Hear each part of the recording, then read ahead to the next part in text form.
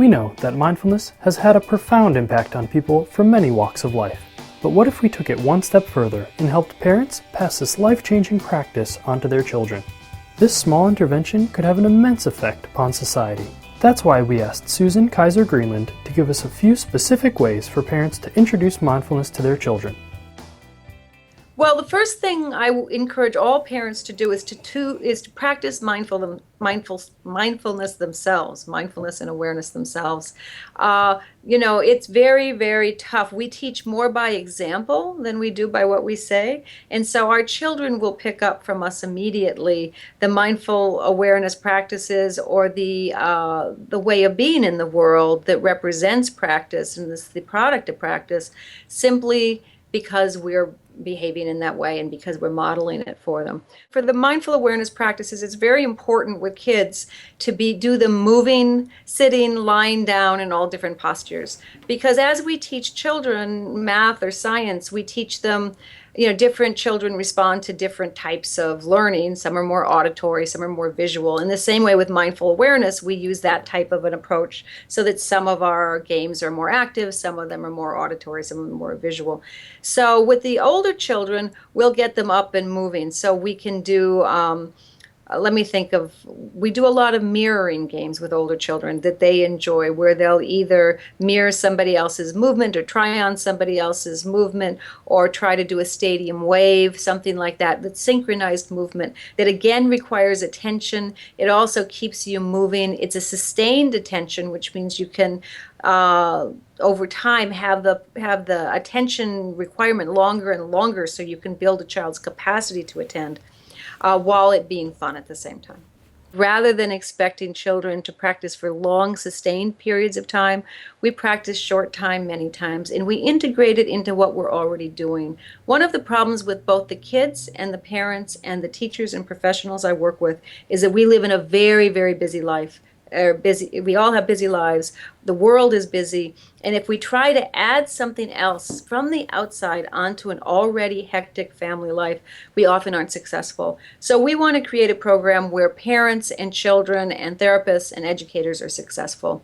And we do that by finding ways to integrate mindfulness and awareness into what families are already doing. So give me some examples. If you were a parent, what might you do?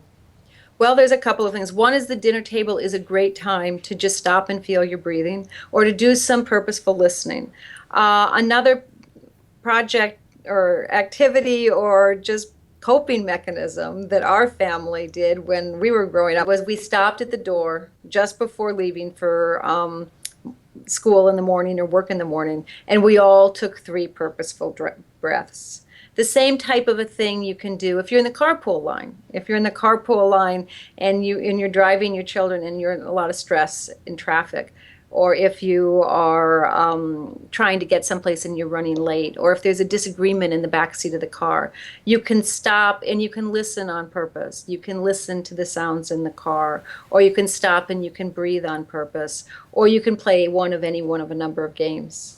So breathing on purpose, we all breathe all the time, but when we breathe on purpose, we center ourselves, we have a straight spine, we relax the muscles in our body, and then we really feel the sensation of breathing in our bodies.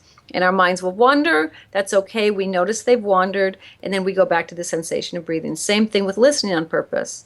We have a straight spine. We relax the muscles in our body, and then we listen on purpose to what's happening in the car, to the sounds in the room, or to a specific sound, whether it's a bell or a CD possibly of water sounds or rain, that sort of thing. In a noisy environment, some of those natural CDs can be very useful for listening on purpose. So what is the exercise backward follow the leader? Backwards follow the leader is one of my all-time favorite exercises for parents. And the reason why is because one of the hard things in teaching adults to practice mindfulness with children is that as parents or as educators, or as mental health professors, we're very used to getting in there and fixing things, right? And we want to fix things for our kids. But with mindfulness, what we really want to do is take ourselves out of the center, put them in the center, create a safe place for them to explore and to start to really feel what's happening in their minds and bodies without necessarily labeling it good or bad. So in Backward Follow the Leader, what we ask is that the parents know that they're playing a game, but the children don't know that they're playing a game. And we ask the parents to just take a certain period of time, it can be 5 minutes, it can be 20 minutes, and just follow their child around.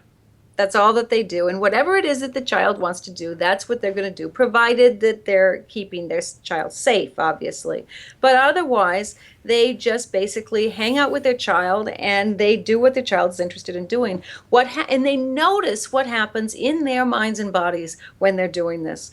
So it's not just a matter of spending some quality time with your child and letting them direct the activity. It's also an awareness activity for the adult to see, oh, wow, this is really uncomfortable for me to go at the pace my child is going. Either she's running so fast I can't keep up with her, or he's moving so slowly it's hard for me to hold back, or it's hard for me not to interfere on this, or it's hard for me not to grab that piece of paper and help them. And so not only do you allow the child to be the driver in this case, but you also are really noticing what's happening inside your own mind and your body when you relinquish the control that we usually have. By tailoring mindfulness practices to fit children's needs, parents can give them essential tools for self-reflection and managing emotions. Imagine how different life might look if parents and children alike could access the benefits of regular mindfulness techniques.